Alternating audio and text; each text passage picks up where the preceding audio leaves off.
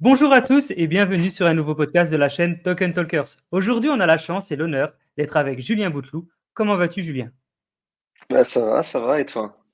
Bah, en pleine forme, très content de t'avoir sur le podcast. C'est vrai que c'était pas facile de t'avoir, ça faisait un petit moment qu'on parlait.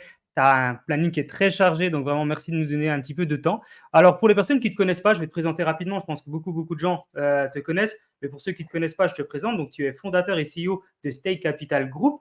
Comment tu en es venu, Julien, à t'intéresser à l'écosystème Web3? Comment tu en es venu à te dire, OK, ça, c'est un écosystème qui pourrait me plaire et dans lequel je souhaiterais avancer?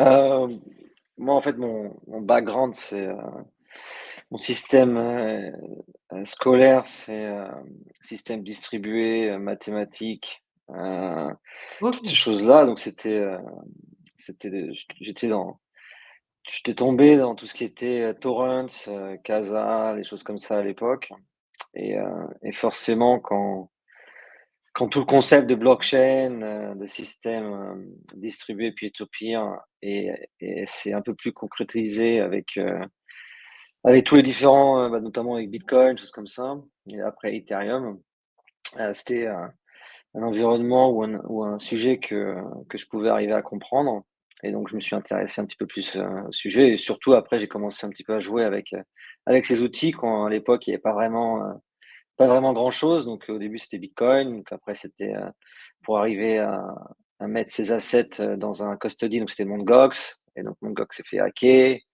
Mmh. Ensuite, moi je vivais à Londres, donc Ethereum, pas mal de meet-up d'Ethereum étaient sur Londres. Donc j'ai découvert dans les tout débuts, j'ai participé aussi, je pense, à une des premières, boîtes, d'audit, qui était sur Londres. Donc on faisait tout ce Bravo. qui était, vulgarisation, et une sorte de pseudo, cours, un bootcamp pour, commencer à coder, les smart contracts et arriver à comprendre ce qu'on pouvait faire avec Ethereum.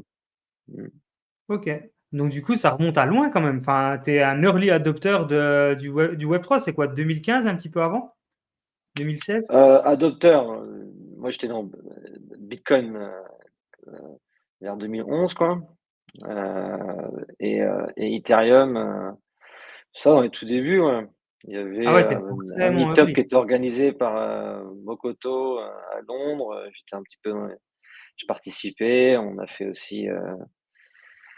a participé, comme je te disais tout à l'heure, à une boîte d'audit sur Ethereum, tout ça, donc voilà, c'était dans OK. les débuts, ouais. Et bah, bravo parce que je pense Tu que connaissais ça devait Myst? être Myst avec, Fabienne, celui qui a monté ouais, Myst, à l'époque, on n'avait pas de wallet, on n'avait pas toutes ces choses-là, donc il fallait faire tourner le terminal, sur Bitcoin ou fallait faire tourner le client, sur sa machine pour pouvoir arriver à transférer, des tokens. Donc c'était, en tout les tout début, ouais, il y avait aucun outil, qui permettait, par exemple, d'afficher sur un dashboard, en ligne ou de voir ses l'écosystème a beaucoup changé en 10 ans, c'est même incroyable, hein, la l'évolution de l'écosystème en 10 ans, ouais. ouais, on aura l'occasion d'en reparler. Ça fait partie justement de toi qui es là depuis le début, de savoir un petit peu comment tu l'as vu arriver, comment tu l'as vu évoluer et là où il va aller. Bah, grâce à ton expérience et le fait que tu aies passé beaucoup de temps dans cet écosystème, tu as décidé de créer un groupe, donc Stake Capital. Est-ce que tu peux nous en dire plus par rapport à, voilà, nous faire une petite explication de quel est ce groupe, qu'est-ce qu'il fait, quel est son objectif?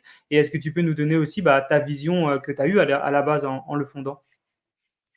Alors j'avais pas décidé de construire un groupe, Ok, c'est arrivé à être un groupe, mais à l'époque, j'avais construit pas mal de petits projets, dans l'écosystème, blockchain, notamment, IDBox, qui était un système, décentralisé d'identité, locale, donc qui a été développé et déployé en Papouasie-Nouvelle-Guinée, qui a gagné un prix, des Nations unies et ensuite j'ai monté Flying Carpet, qui était un produit décentralisé qui montait des algorithmes mathématiques, heu, qui avait pour but d'être décentralisé en utilisant Isaac, à la base, qui permettait de pouvoir analyser depuis des images satellitaires, notamment, des images, voilà, pour analyser par exemple la biomasse ou analyser, la concentration de carbone ou analyser en temps réel la production de café au Brésil.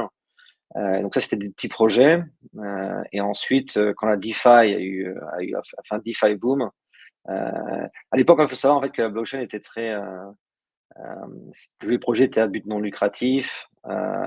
C'était comment utiliser la blockchain pour, euh, pour résoudre des problèmes mondiaux, sociétals, mais aucun ordre financier derrière. Et c'est la DeFi qui a un petit peu tout changé. Et vu que moi, mon background, c'est voilà, c'est mathématiques, physique, finance, système distribué. Dans la DeFi, c'était assez simple de pouvoir s'initier dedans et de pouvoir arriver à construire. Donc, j'avais commencé à construire un des premiers projets pour ce qui était à l'époque du liquid staking, mais pour LivePeer. LivePeer qui était un des premiers projets de l'écosystème, nous Cypher. C'est comme ça qu'après j'ai rencontré d'autres personnes comme Michael de Curve. Mais à l'époque, c'est ça, en fait. Donc, je travaillais sur un liquid staking protocole et notamment ce qui a amené à construire un StakeDAO avec des différentes stratégies d'investissement pour récupérer du yield. Mais les liquid lockers ou ces différentes structures, c'est un dérive, c'est ce qui est arrivé à naître après cette recherche de liquid staking et toutes ces choses-là. Waouh, bravo, bravo. On voit qu'il y a vraiment une grosse vision derrière et que tu as pris vraiment le temps de développer quelque chose de complet avec déjà ce que tu connaissais et ce que tu as appris avec le temps. C'est vraiment assez impressionnant. On sait qu'effectivement, tu es assez présent dans la DeFi avec ton groupe. Est-ce que tu peux nous expliquer peut-être un peu plus en profondeur quel est justement le positionnement de ton groupe dans l'impact de la DeFi et comment justement Stake Capital essaye de développer encore plus l'écosystème blockchain et DeFi? Mais à l'époque, donc la DeFi, il y avait pratiquement pas beaucoup de produits, hein. Il y avait Uniswap, d'ailleurs, il y avait un autre produit, notre auto-market maker qui venait d'Israël, de Tel Aviv, qui était monté. Donc, Curve après s'est créé. Et en fait, l'idée, c'est que je pense que j'étais parmi les premiers qui disaient que c'est comme en fait la réplication du système de gouvernance européen, des choses comme ça, avec le Parlement, la Commission européenne. Et qu'en fait, le lobby représente beaucoup plus que, que l'injection monétaire ou que le contrôle monétaire, genre que l'argent. Et donc, en fait, il fallait arriver à être amené à accumuler des tokens de gouvernance assez rapidement. Donc, en fait, l'idée, c'était de pouvoir accumuler des tokens Curve, parce que Curve était un des plus gros projets de la DeFi, en parallèle de Uniswap qui était devant. Et donc, Ok. l'idée, c'était quoi? Construire des produits qui permettent de pouvoir arriver à être amené à avoir de la puissance de gouvernance sur différents écosystèmes. À l'époque, il y avait que L1, que Mainnet, donc c'était assez relativement simple, genre que Mainnet, on va dire en termes de DeFi, hein, parce que forcément, il y avait d'autres protocoles, Tezos, Cosmos, Solana, Polkadot, tout ça, et pas vraiment de DeFi dessus. Donc j'ai fait ça. Donc c'était StackDAO pour accumuler de la gouvernance. Wow. Ensuite, Rake News. Rake News, c'était pour arriver à dénicher ce qui se passait un petit peu dans l'écosystème de la blockchain. Et c'est devenu un des plus gros, je pense, une plus grosse communauté de l'écosystème blockchain. Ok. Ensuite, Blackpool. Blackpool, c'est parce qu'en fait, j'avais acheté Mbappé et j'avais un petit peu un portefeuille de NFT. Et donc, il fallait que je regarde comment arriver à gagner, à faire du rendement sur ces NFT. J'étais pas forcément, j'ai pas forcément énormément de temps pour jouer à Sora et j'étais pas forcément le meilleur joueur de Sora, de loin même. Et donc en fait, j'ai commencé à chercher des gens qui puissent arriver à m'aiguiller ou arriver à pouvoir manager ce portefeuille. Ce qui a créé Blackpool Finance, qui est notamment le plus gros joueur sur Sora, dans le top 3, ça dépend des semaines. Wow. Et on a aussi un bon contrôle d'une bonne palette de jeux différents. Donc voilà, donc Blackpool, StakeDAO, Rake News.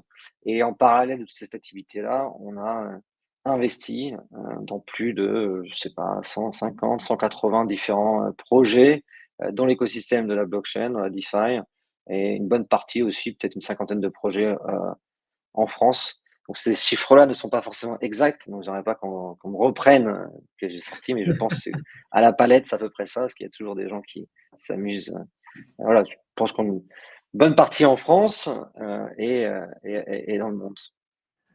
Très impressionnant. C'est fou tout ce que tu as réussi à faire en si peu de temps. Et j'ai une question qui me vient quand tu fais de l'investissement comme ça. Qu'est-ce que tu mets en premier ou quels sont tes critères d'investissement? Est-ce que c'est c'est de l'émotionnel, c'est du rationnel? Est-ce que c'est les deux? Est-ce que tu as des critères qui sont stricts avec un scope qui est strict et tu et que focus là-dedans? Est-ce que tu es un peu ouvert et que tu regardes tout ce qui peut être intéressant? Quelle est ta vision par On rapport va à ça? dire que je me suis un peu plus professionnalisé dans la démarche sur Ouais, ces dernières années. À l'époque, c'était plus feeling et tech. Donc, j'investis que dans pratiquement 98% dans l'infrastructure. ok. Donc, tout ce qui est sécurité, encryption, scalabilité, choses comme ça. Et forcément, bah, le point fort, c'est l'équipe. L'idée, en général, elle est, euh, elle est pas nouvelle. Je veux dire, Mhm. vu avec l'open source, avec les différents, tout le monde peut avoir la même idée ou comprendre l'idée. Mais ce qu'il faut, c'est vraiment une équipe qui a une certaine puissance d'exécution pour exécuter une solution à un problème.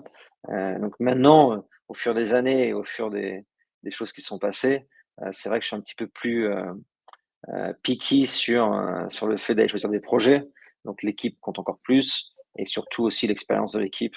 Donc on va dire que un first time founder, une personne qui est son premier projet, c'est relativement difficile d'être amené à l'aider parce que la chance de, euh, Réussir ou de performer est non-succès est faible. relativement Ouais. assez élevé. Donc voilà. Mais sinon, voilà, sinon c'est tout ce qui est sur le concept de euh, mathématiques, tech assez lourd, et décentralisation, sécurité. Et surtout, j'investis que dans les projets que j'arrive à comprendre, pas comprendre forcément en détail, mais et aussi que j'arrive à implémenter ou à connecter dans le portefeuille existant. Ça, c'est extrêmement important. Donc en fait, seulement dans des projets qui arrivent à résoudre des problèmes que le groupe Stack Capital rencontre ou que le portefeuille de Stack Capital rencontre. Voilà, c'est un peu la ligne Ok. directrice d'investissement. Ok, bah, merci pour ton partage. Il y a une question qui me vient par rapport à ça, c'est actuellement quel défi tu vois ou quelle opportunité tu vois dans cet écosystème, que ce soit dans le monde Web3 ou dans la DeFi. Est-ce que tu vois qu'il y a un secteur d'activité qui est actuellement bah, un peu en plein boom ou qui est en train de se développer ou qui est tout simplement sous-coté et qui va exploser dans pas longtemps? Bien sûr, c'est pas forcément un conseil en investissement, hein, mais c'est juste, voilà, est-ce que tu peux nous dire ce que tu vois émerger gentiment dans l'écosystème Web3 et dans lequel tu as un petit œil dessus? Bah, l'écosystème blockchain, DeFi, crypto, euh, elle est assez représentative de, de comment la société fonctionne. Donc ça fonctionne par phase et par boom, par mots-clés. Dans la finance traditionnelle, vous aviez à l'époque les imprimantes 3D, les drones, voilà, c'est comme ça, comme ça. Et tout le monde s'y met et tout le monde cherche, parce que c'est là où les VC, les investisseurs regardent. Donc, dans la crypto, la blockchain, c'est un peu pareil. Donc en ce moment, c'est Zero Knowledge Proof, FHE, Fully Homomorphic Encryption, toutes les choses qui sont relativement assez complexes, mais bizarrement que tout le monde arrive à faire. C'est un peu comme si vous trouviez dans votre classe de mathématiques 100% des élèves qui ont tous A+, quoi, qui ont tous 20 sur 20, quoi, bizarrement.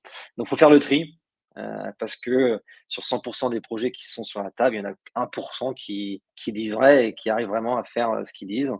Et donc, nous, bah, ce qu'on regarde forcément, c'est en ce moment, c'est beaucoup la connexion entre machine learning, AI et la blockchain, forcément grâce à OpenAI avec ChatGPT, donc tous ces différents concepts de distribution de computation et de modèles mathématiques pour pouvoir arriver à avoir des choses qui redistribuent la valeur aux personnes qui l'utilisent. Donc ça, c'est un gros concept. Et ensuite, tout ce qui est scalabilité, donc avec tous les différents modèles mathématiques ou qui permettent de pouvoir arriver à batcher, envoyer des transactions d'une façon beaucoup plus rapide ou d'une façon beaucoup plus décentralisée. Et donc ça à faible coût. Et donc tous les différents L2, L3 maintenant. Donc ça c'est Ouais. important. Et ensuite après dans un milieu que on va dire, je suis pas forcément. Nous on n'investit pas forcément dans les SaaS, donc tout ce qui est plateforme, tout ce qui est Mhm. outils pour aider le customer à la fin, le retail. On en fait à peu près 10%, je dirais, du portefeuille d'investissement.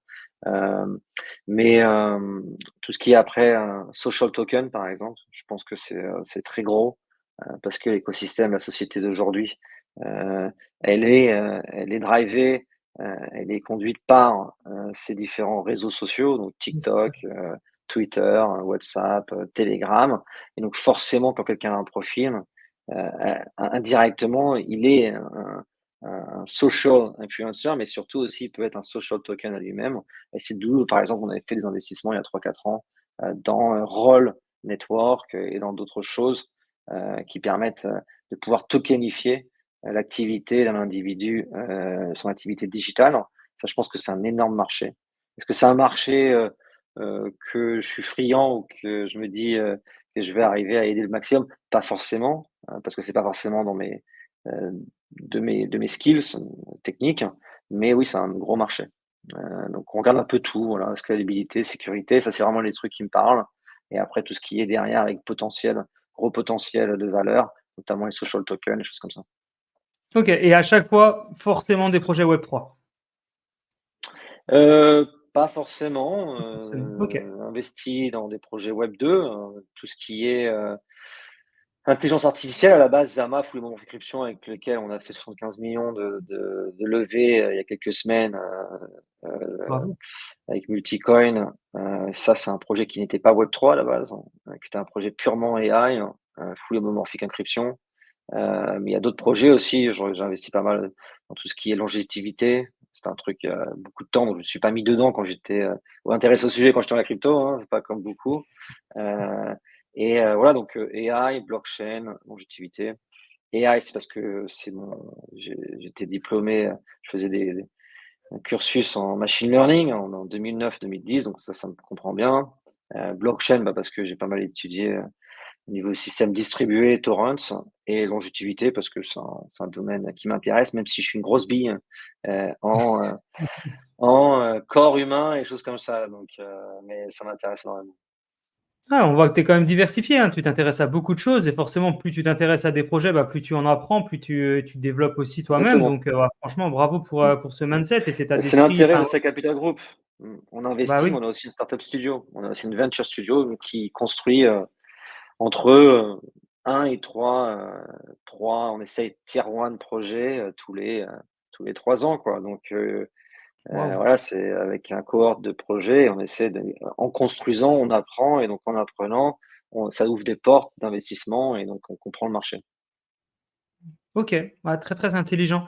Et quel est ton scope, en termes de est-ce que c'est plutôt du pré-seed, du seed, série A, série B et cetera? Est-ce que tu n'as pas forcément un minimum ou un maximum sur le niveau de maturité de la société? Et est-ce qu'il y a des fourchettes sur lesquelles tu dis: «Bah, voilà, moi, en dessous de 500 000 €, j'y vais pas» ou «Je vais pas, par exemple, au-dessus de 100 000»? Enfin, quels sont ces 2 scopes-là Pas vraiment de, on va dire on est plutôt risque, ouais, plutôt une OK. activité de slash entre guillemets hedge fund, donc avec Ouais. un desk de trading, avec un desk d'OTC, avec quelque chose comme ça. Euh, si ça peut un peu schématiser l'approche. Et donc forcément, indirectement, ça permet d'avoir des positions relativement assez à risque et donc des investissements sur des phases pré-seed, seed.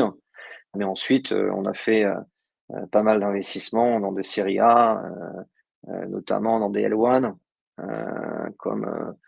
comme Starknet, comme Zkesting, des choses comme ça. Et donc voilà, donc ça dépend en fait de l'opportunité. On va dire que 80%, 90% des investissements sont faits en précis de cible, parce que c'est vraiment là où on peut aider.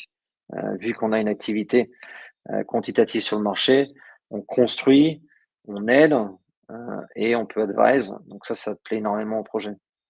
Waouh! Ah ouais, c'est assez complet. Vous êtes combien actuellement à travailler pour le groupe? Vous êtes nombreux? Je dirais qu'on est à peu près dans les soixantaines, dans l'entièreté des différents projets Incroyable. qu'on soutient dans le Venture Studio et indirectement dans le Stack Capital Group du board, tout ça.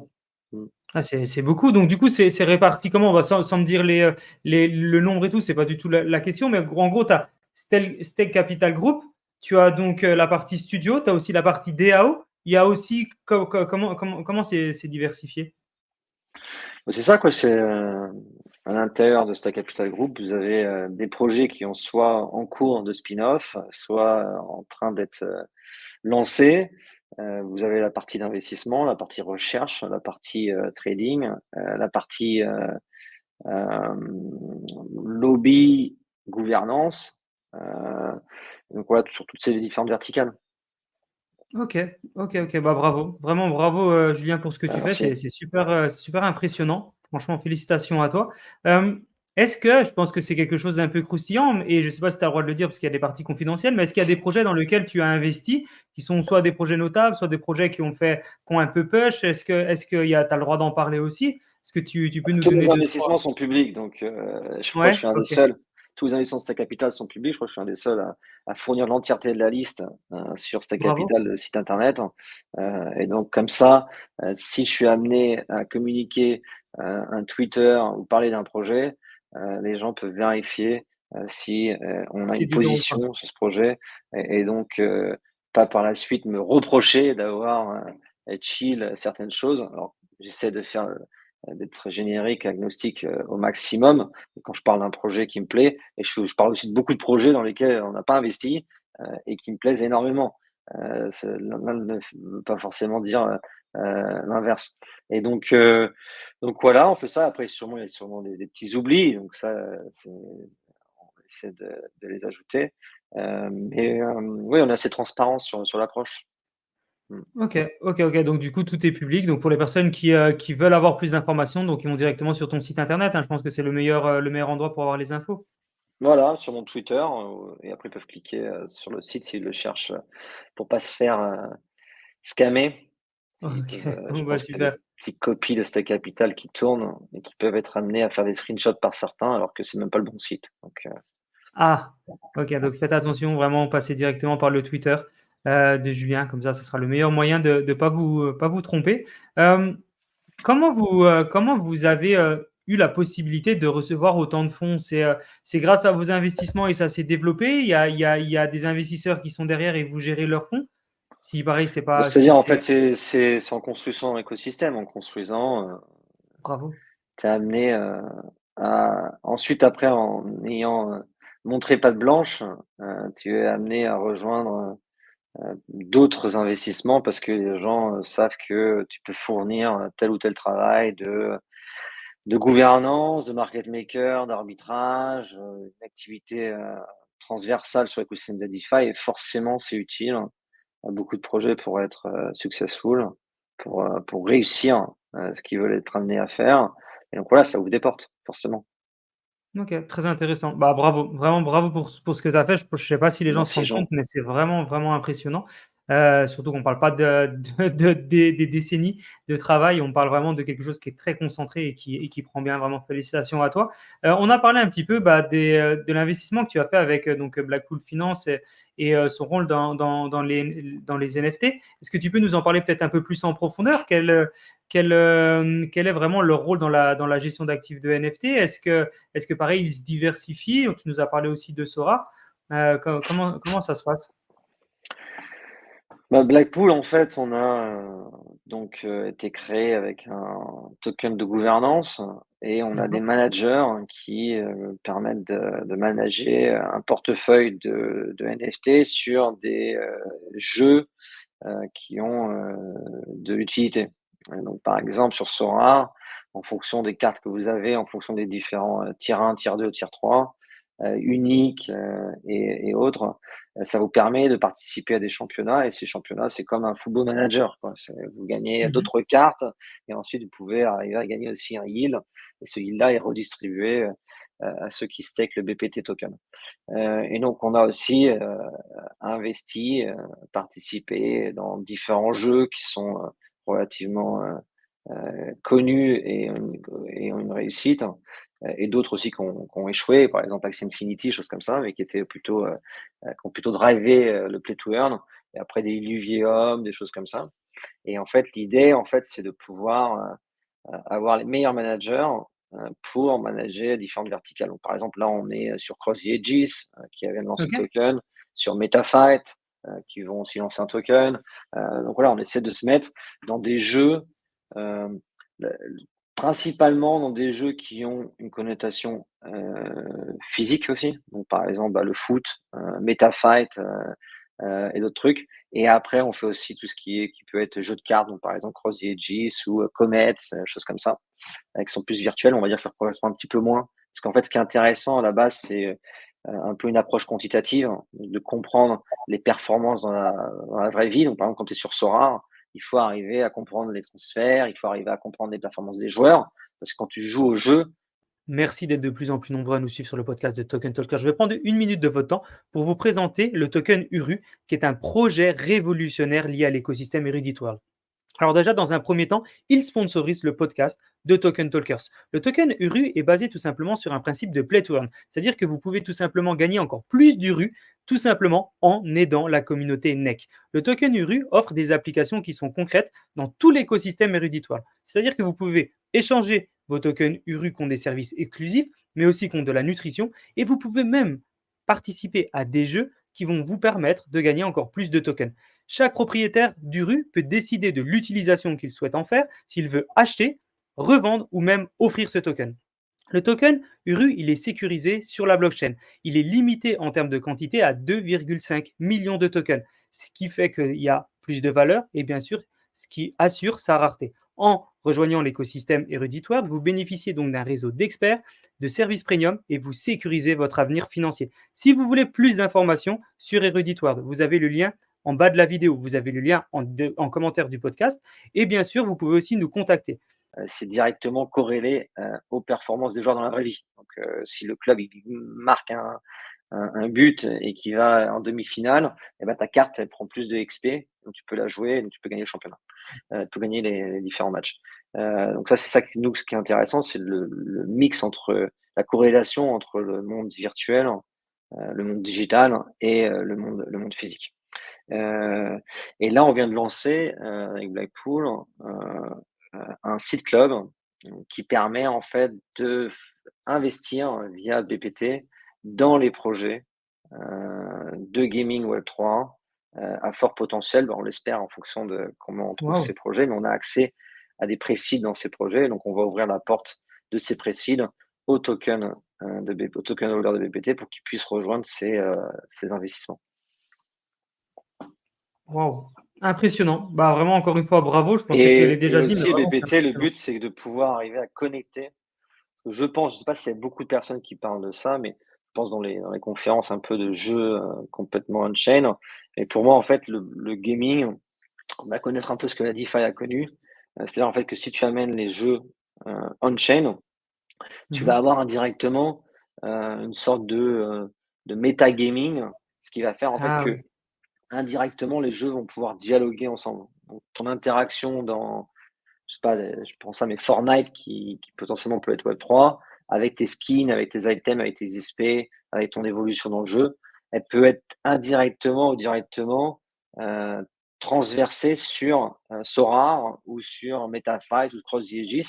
Et ça, nous, on essaie de placer le BPT pour qu'il y ait une sorte de, que ce soit un peu l'élément utilitaire de connexion embryonnaire de l'ensemble de ces différents jeux, pas forcément avec le jeu qui implémente le BPT, mais avec le BPT qui permet de transposer ton activité d'un monde à l'autre. Et ce qui fait qu'en fait, si tu es actif sur Sora et que tu as des BPT dans ton wallet, tu as un NFT Sora, indirectement, tu peux claimer des XP un peu plus forts sur MetaFight, qui n'a rien à voir avec Sora.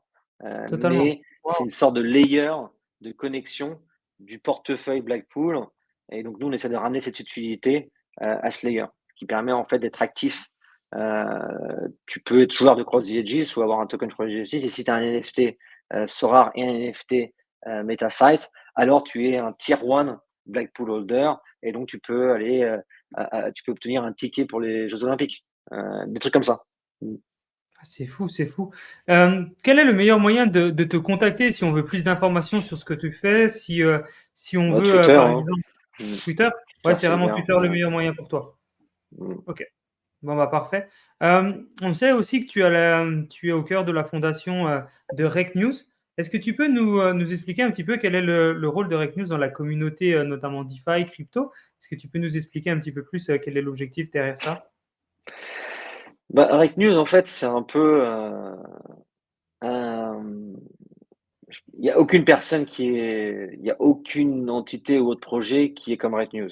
On va dire Rate News, OK. c'est très secret, underground, et a vocation d'écrire ou d'expliquer avec l'information qui provient de la blockchain des éléments, des comportements et différentes choses qui se passent dans l'écosystème, notamment les projets qui font faillite ou les projets qui se font voler de l'argent, qui se font hacker.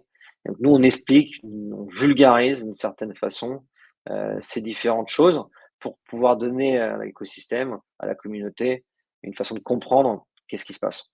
Et donc on explique vraiment avec les mots et la façon d'écriture de Rect. C'est assez sarcastique. On prend jamais position sur telle ou telle chose. On donne D'accord. toujours au lecteur sa conclusion après l'interprétation qu'il fait de lui-même de l'article qu'il a lu. Donc ça, c'est la partie un petit peu mise en avant de différents articles. Après, il y a la partie aussi qu'on est en train de remettre en place, feed et leaderboard, qui permettent en fait de pouvoir arriver à avoir en temps réel l'information tous les 24 heures de ce qui se passe dans l'écosystème. Et ensuite, il y a aussi Rect, ça c'est une petite alpha, mais Rect V3 qui va sortir avec un concept un petit peu plus décentralisé, avec un concept, ouais, pas mal de petits concepts assez sympas à l'intérieur qui vont permettre aussi de pouvoir affilier ou d'engager les membres de la communauté dans la ligne directrice, dans la vision de Rect. Waouh, waouh. Bah, bravo pour avoir cette vision assez, pareil, assez globale et de pouvoir faire plusieurs choses en même temps et essayer de se démarquer, enfin pas essayer de se démarquer complètement de ce qui se fait déjà. Et on voit vraiment bah, ton état d'esprit là-dedans. Comment, toi, tu vois cette évolution justement des médias? Il y a de plus en plus de médias dans l'écosystème. Rec News en est un. Comment tu vois vraiment cette évolution et quelle place ils ont dans la partie bah, communauté, dans la partie création de contenu? On sait que c'est important dans l'écosystème Web3 de bâtir une communauté, d'essayer de se développer dans l'écosystème crypto également. Donc, comment toi, tu vois justement cette évolution? Est-ce que tu la trouves saine? Est-ce que tu vois qu'il y a encore du chemin à parcourir? Et quelle importance tu penses que ça a les news bah, pour l'éducation et de continuer à développer cet écosystème qui est parfois peu connu? Bah, je pense que les médias sont à double tranchant, c'est-à-dire en fait, je dirais qu'il y a 90% de médias toxiques et Ouais, ensuite 2% de médias qui essaient de vraiment faire du bon travail en fournissant une recherche qualitative, une approche qualitative. Euh, mais c'est vrai que sur Twitter, choses comme ça, il peut y avoir des sortes d'influenceurs de médias qui amènent ouais, beaucoup plus de toxicité dans l'écosystème au lieu d'essayer de le renforcer, de le construire. Euh, une grosse évolution des médias. Après, ça dépend s'il y a des gros médias qui sont pas forcément ou ont la capacité d'être agnostiques parce qu'ils sont ouais, financés ou qu'ils ont une ligne directrice qui permet. Le problème en fait d'un média, c'est que pour pouvoir exister, il faut qu'il ait de l'audience et le fait d'avoir de l'audience est caractérisé souvent par des punchlines, par un système toxique parce que c'est ça qui fait. Les gens aiment beaucoup le le chaos. buzz. Voilà, les gens aiment beaucoup le buzz, le chaos, et donc le buzz veut dire les gens se crachent dessus et s'insultent parce que c'est comme ça qu'ils vont avancer. Moi, je trouve que c'est plutôt une façon relativement assez petite et mesquinte que d'arriver à fournir du contenu de qualité et de monter les échelons comme ça. Euh, voilà. Ok. Comment toi, tu vois le... Donc là, on a parti sur la partie news, je partage 100% ton avis. Et sur la partie des institutions, il y a de plus en plus d'institutions voilà, qui partagent ou qui montrent en tout cas leur intérêt à l'écosystème du Web3, qui se disent que c'est une industrie naissante. On a vu encore BlackRock il n'y a pas très longtemps, que ce soit sur la partie Bitcoin, même sur éventuellement les RWA.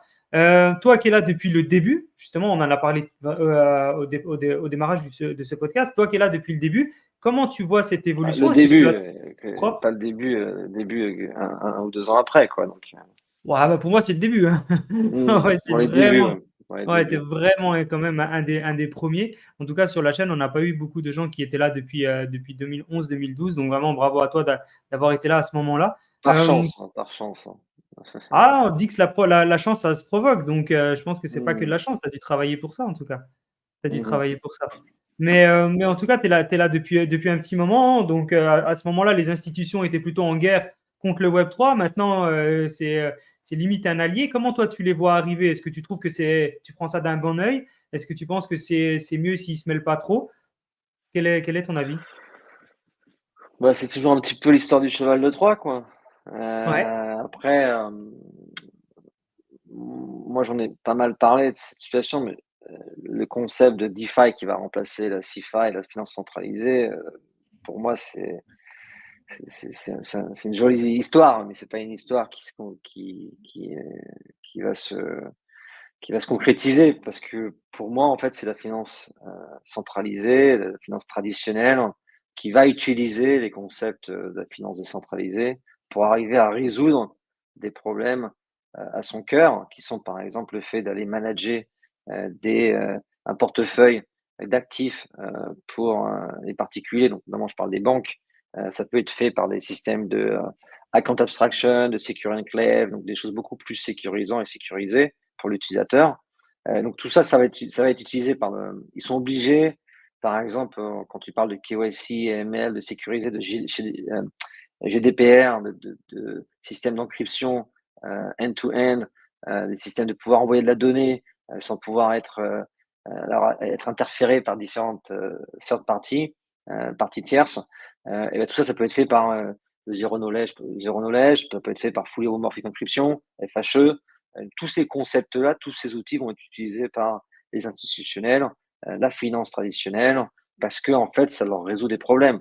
Et aussi, ce qui est extrêmement important pour eux, ça permet en fait de scale, d'accélérer des prises de marché et aussi d'accélérer leur réduction de coûts. Parce que si vous n'avez pas, faut savoir qu'une banque, un des plus gros coûts, c'est le parc informatique, les distributeurs de billets, la sécurité autour, des choses comme ça.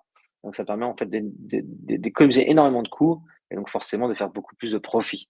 Donc si à la fin, ces acteurs réalisent qu'ils peuvent faire beaucoup plus de profit tout en étant beaucoup plus sécurisés et en allant beaucoup plus vite, alors ils vont l'adopter.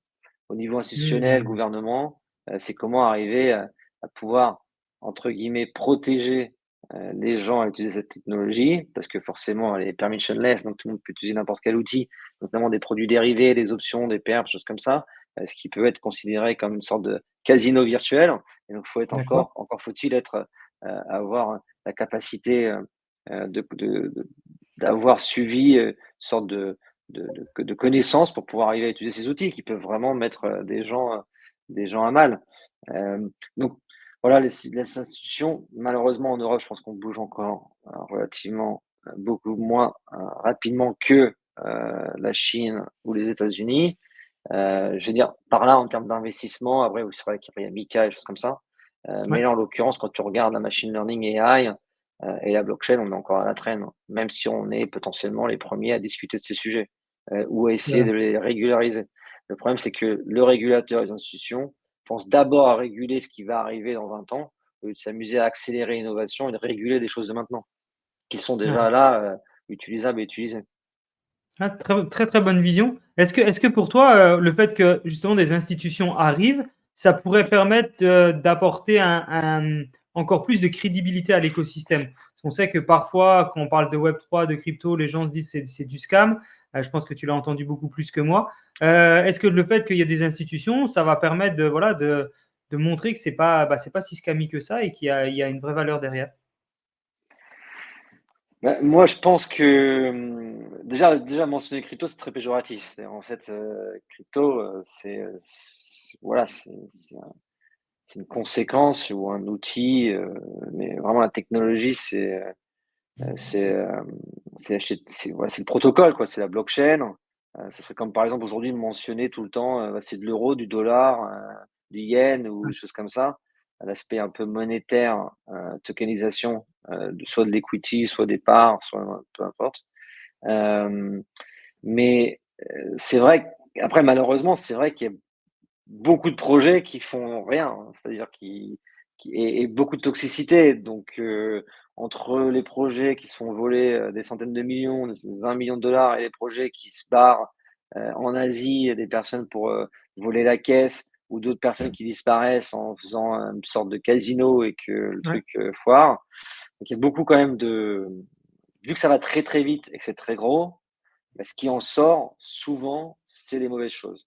Et donc forcément pour imaginez, hein, imagine pour quelqu'un qui n'est pas du tout dans le milieu, comme on disait tout à l'heure, la toxicité dans les médias, elle est récurrente et elle est, omniprésente. Pourquoi? C'est ça qui fait vendre du papier et donc de façon imaginer le papier, je dis, en ligne, hein, parce que sinon après les gens vont me reprendre, Julien il est encore au papier et donc je préfère faire attention parce que ça peut à chaque fois ça va très, très loin et donc en fait l'idée c'est que, vu que c'est ça qui fait vendre et ben, en fait les papiers qui ont un certain lobby ou une directrice politique comme, je sais pas, Le Monde, le 20 minutes, choses comme ça et ils vont parler que des hacks. Ils vont parler, bah, voilà, encore une fois Bitcoin s'est fait hacker et encore ils ne disent pas vraiment, la vérité. Bitcoin s'est pas fait hacker, c'est un projet qui est monté sur son protocole, s'est fait hacker ou un projet qui a monté un NFT sur Ethereum s'est fait hacker. Mais c'est pas Ethereum qui s'est fait hacker. C'est comme si aujourd'hui, quelqu'un qui monte une boîte de couture et qui la met sur internet, la boîte de couture, elle se barre et ils disent que le protocole internet s'est fait hacker. Rien à voir, rien à voir. Donc encore une fois, c'est des abus de langage. Pourquoi? C'est parce que c'est pour faire vendre. Donc quand vous vendez, quand vous faites la une du TF1 et que les gens adorent et les gens disent: «Ah oui, oui, c'est vrai», et ben ça fait vendre.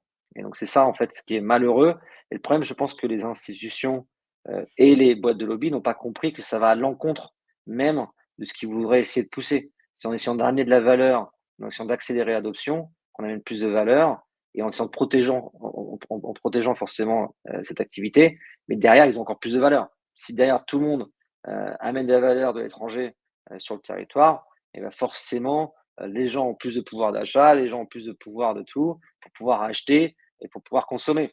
Et donc Ouais. indirectement, c'est toujours cette mentalité un peu de critique, mauvaise critique et de mauvaise vibe et toxicité pour arriver à se dire: «Ah bah, voilà, on va vendre et ça va être bien». Alors que c'est l'inverse qu'ils devraient faire. Parler des bonnes choses, donner envie aux gens de s'intéresser, essayer de faire de la connaissance, d'enseigner, de la connaissance, pour pouvoir ensuite après à en dériver, de la valeur utile. Wow. OK, bah, merci ce partage. Je pense que ça va intéresser énormément de gens. Il y a beaucoup, beaucoup de valeur dans tout ce que tu dis. Hem, Quelles leçons, tu as apprises justement pendant cette période où tu es investisseur et entrepreneur, fondateur et cetera? Est-ce qu'il y a des leçons super importantes que tu as apprises durant cette période? Peut-être des choses que tu t'imaginais pas bah, qui sont arrivées? Est-ce que tu peux, sans parler de choses forcément croustillantes ou confidentielles, mais est-ce que tu peux nous partager peut-être des leçons que tu as apprises pendant cette période, investisseur, fondateur, entrepreneur et cetera? Bah, forcément, j'ai beaucoup appris sur moi déjà. Ah ouais. Donc j'ai beaucoup appris à comprendre aussi, comment les gens fonctionnent, quel est le degré, c'est-à-dire en fait, voilà, quand tu aides des gens ou quand tu participes, à la création de choses, derrière tu es pas forcément, rewardé, comme tu l'attends. Donc il y a toujours un petit peu, ouais, cette connaissance de comment, les gens fonctionnent, de comment, des projets sont montés, et aussi de comment tu peux faire les choses. Donc je pense que voilà, je pense que ça vient avec la maturité, d'investisseur et de builder, et c'est pas pour rien que je pense que, majorité des entrepreneurs qui ont beaucoup construit ou qui ont beaucoup fait de choses, à la fin sont ou ils sont guéris et donc deviennent très durs parce que, c'est la façon de se protéger, et donc Des murs. voilà, c'est ça, faut se mettre des protections. Et OK. donc voilà, dans un écosystème qui est toxique, forcément, tu es forcément exposé à la toxicité, d'une façon ou d'une autre et donc ça peut faire très mal. Et donc ensuite après dans l'écosystème, bah, j'ai appris beaucoup de choses, hein. J'ai appris que, l'investissement ça fonctionne comme monter un projet, c'est-à-dire en fait des fois, tu peux aller, sur tes lignes directrices, jamais investir dans une personne qui monte son projet pour la première fois, une personne qui est mal accompagnée et pour autant 1 sur 1000, ça va cartonner et ça j'ai énormément d'exemples. pas forcément les citer parce que ces gens-là ne veulent pas forcément être cités, mais et au début, c'était très chaotique et jamais personne aurait misé un centime sur eux. Et Mmh. pourtant, ils ont réussi. Mais ça, c'est toujours pareil. C'est un peu la personne qui sort du casino, qui a mis toute sa force, toutes ses économies sur une couleur et qui sort avec 36 fois sa mise, qui va dire Ouais, que si c'était tu pars du facile. principe que tu as Voilà. pris une bonne décision, hein. Voilà, c'est ça. Ou quelqu'un qui marche dans la rue et qui s'amuse à écraser une merde de chien et d'un seul coup, c'était une pièce c'était une barre d'or, quoi. Voilà, c'est un peu ça aussi dans l'écosystème. Il y en a beaucoup, hein. Des pseudo NFT traders qui se retrouvent du genre des meme coins et d'un seul coup, ils disent que c'était normal et c'était obvious. Oui, Donc voilà, c'est assez intéressant.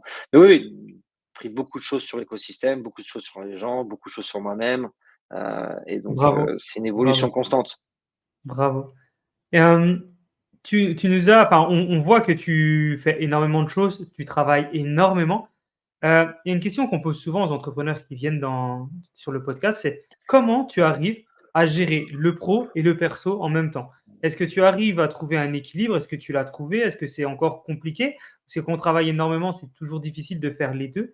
Quelle est ta vision par rapport à ça, par exemple, et quels conseils tu pourrais donner aux personnes qui nous suivent et qui souhaitent trouver l'équilibre, qui n'arrivent pas à le trouver? Est-ce que c'est normal, pas normal? Quels conseils tu pourrais donner? Mmh.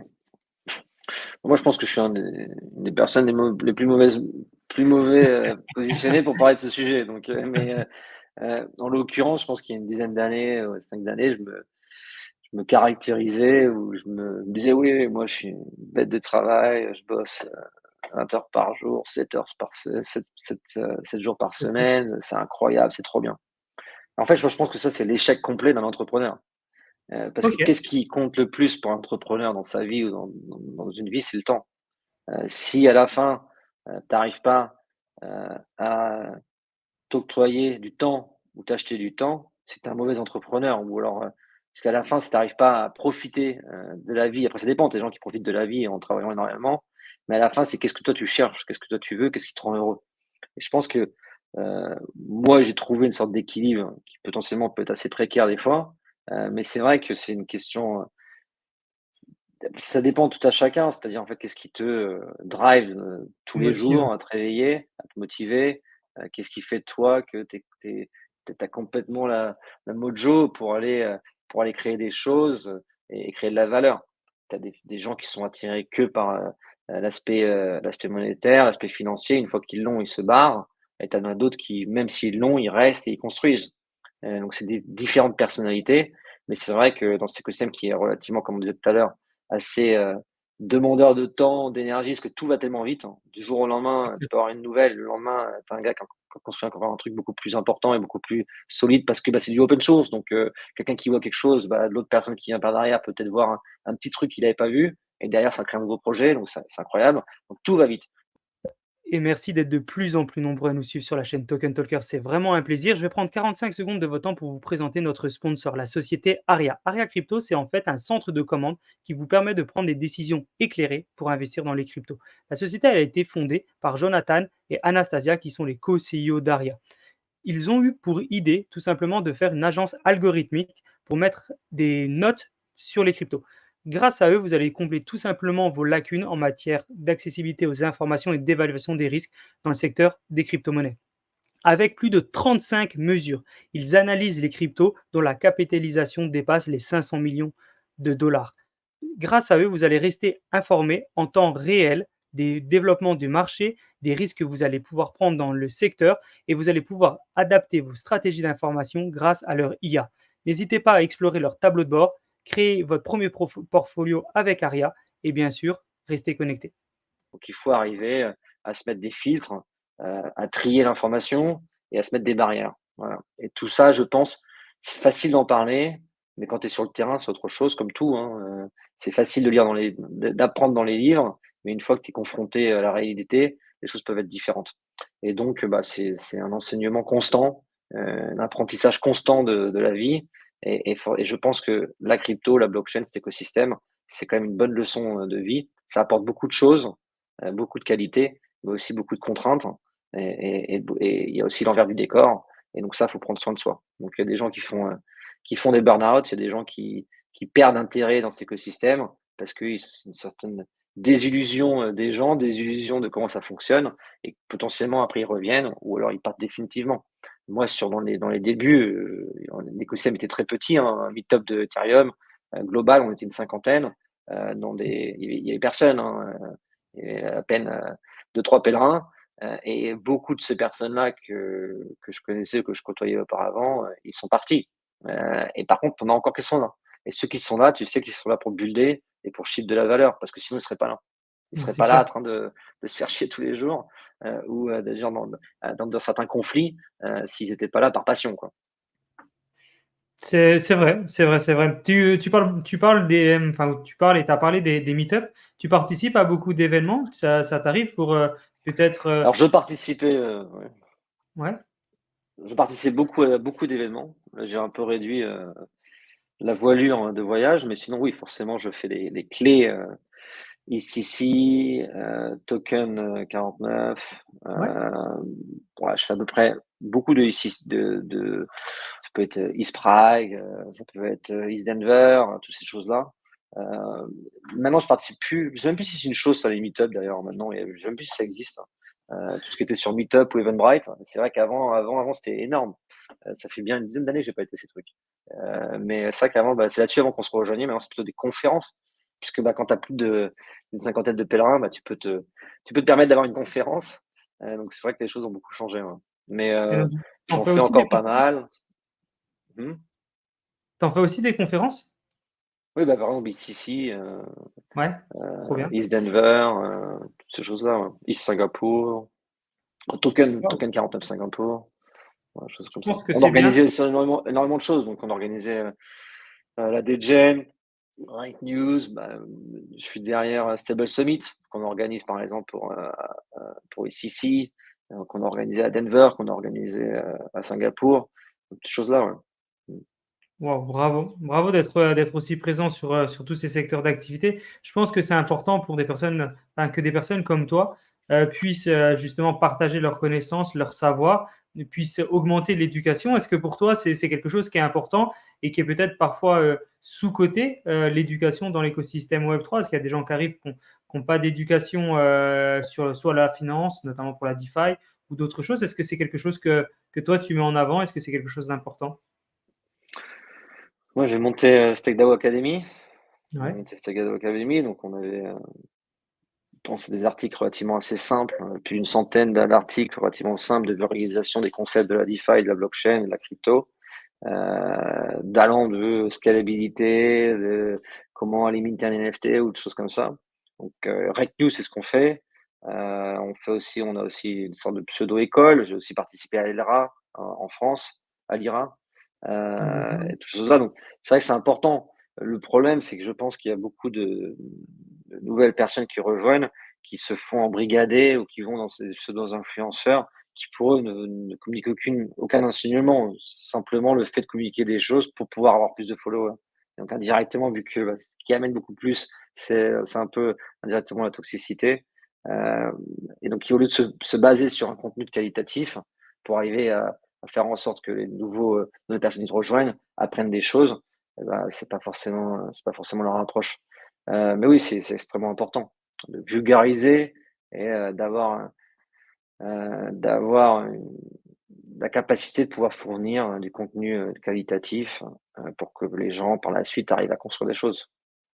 Ok. Et après, ça Ouais. passe par le contenu, par l'école, par l'éducation, mais aussi par l'investissement. Investir dans des jeunes qui puissent arriver à construire des choses super intéressantes, notamment par exemple en France, Morpho, Engel et d'autres.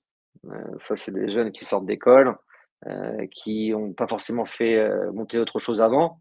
Donc leur chance, c'est la première chance, c'est d'arriver à les accompagner. Mm.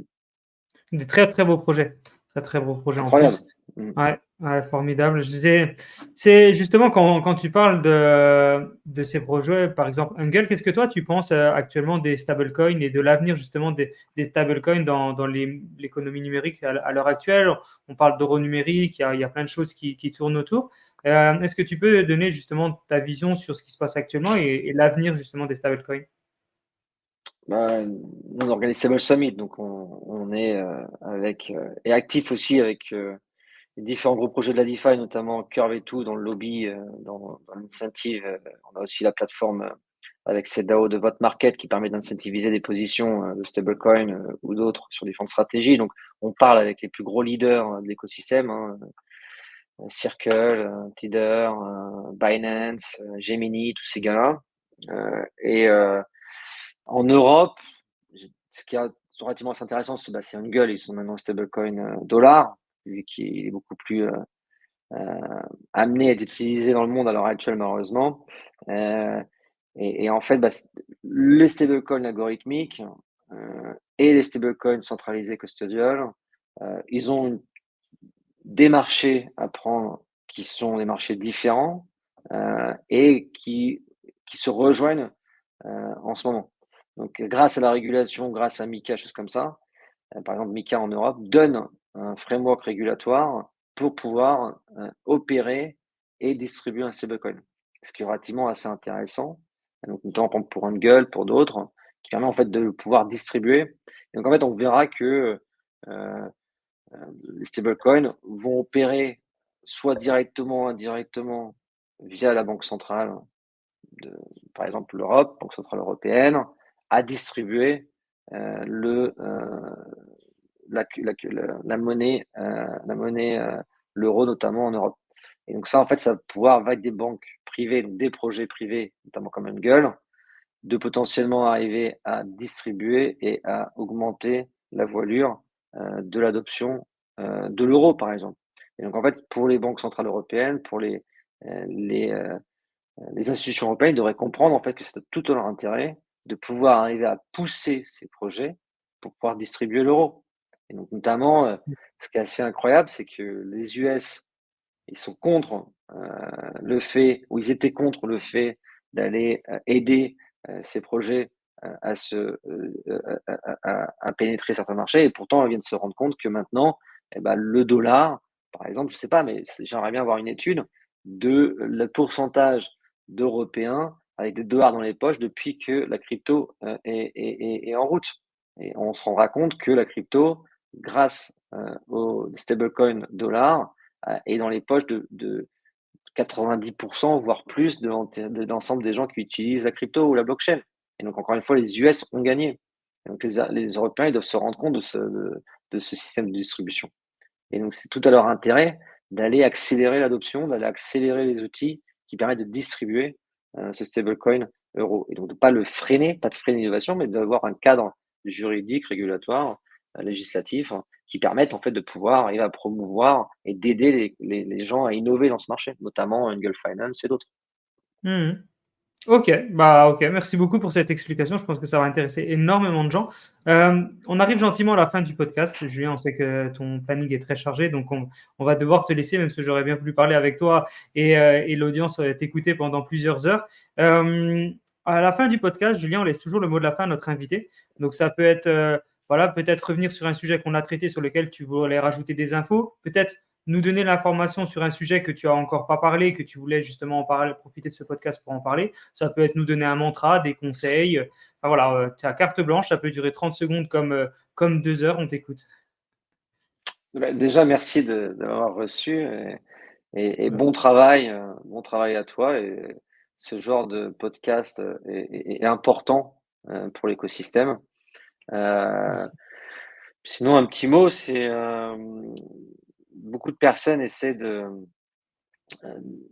c'est souvent la question qui revient, comment se lancer dans cet écosystème, comment arriver à comprendre les différents piliers, comment je peux arriver à construire, comment je peux arriver à m'engager dans différentes choses. Je pense que la meilleure façon de pouvoir apprendre et s'engager, c'est de construire. Donc, c'est soit d'avoir les skills ou de se dire, voilà, j'ai trouvé une solution à un problème. Ça sert à rien d'amener un nouveau problème, hein, des problèmes, il y en a suffisamment. Mais si vous avez trouvé, vous arrivez à corriger un problème avec une solution, donc ça, forcément, vous pouvez arriver à construire un projet. Mais sinon, le plus simple, c'est de rejoindre des acteurs inconditionnels de cet écosystème, des projets, et vous commencez à vous faire les mains avec ces différents concepts. Et comme ça, par la suite, vous êtes amené à pouvoir construire des choses. Mais en fait, la valeur, qu'elle soit différente, hein, la valeur de la connaissance, la valeur financière ou autre, est amenée plus souvent en construisant. Et donc, oui, forcément, vous pouvez aller au casino et sortir avec, avec une grosse valeur financière, mais c'est très difficile et votre chance de perte est plutôt au-dessus de votre chance de gagner. Par contre, si vous êtes dans ceux qui construisent cet écosystème, alors vous avez toutes vos chances de gagner. Waouh! Bah, merci pour cette explication parce que c'est très pertinent et je sais que ça va aider beaucoup de gens qui se posent des questions, notamment sur ça. Donc, vraiment merci Julien pour ton Et temps. après, avec plaisir de répondre à des questions via Twitter ou si tu fais un post, avec plaisir de répondre à des gens s'ils ont des questions ou s'ils veulent savoir des choses. À l'époque, je faisais ça avec le Julien Token. Je jumpais dans des pas des podcasts, mais des gens qui avaient des questions pendant 1 heure ou qui voulaient avoir des infos sur l'architecture qui montait. À l'époque, je faisais aussi le Solidity check, audit. Waouh! Voilà, ou ça peut être aussi, ils m'écrivent un message sur Twitter avec grand plaisir de pouvoir les aider. On mettra le lien de ton Twitter en description pour que les gens puissent te retrouver encore plus facilement. On va publier dans tous les cas sur Twitter. On va être présent partout. Donc, bah, aucun problème. Il y aura sûrement peut-être des questions en commentaire. Donc, à ce moment-là, les gens pourront te les poser et si tu as le temps, bien sûr, de leur répondre. Merci beaucoup, Ok, Julien. bah, Bravo super, vraiment merci à pour ce que toi. tu fais. Tu as tout déchiré. Bah, toi Force aussi, à toi. merci. Puis, bon courage pour la suite. Ouais, merci à toi aussi.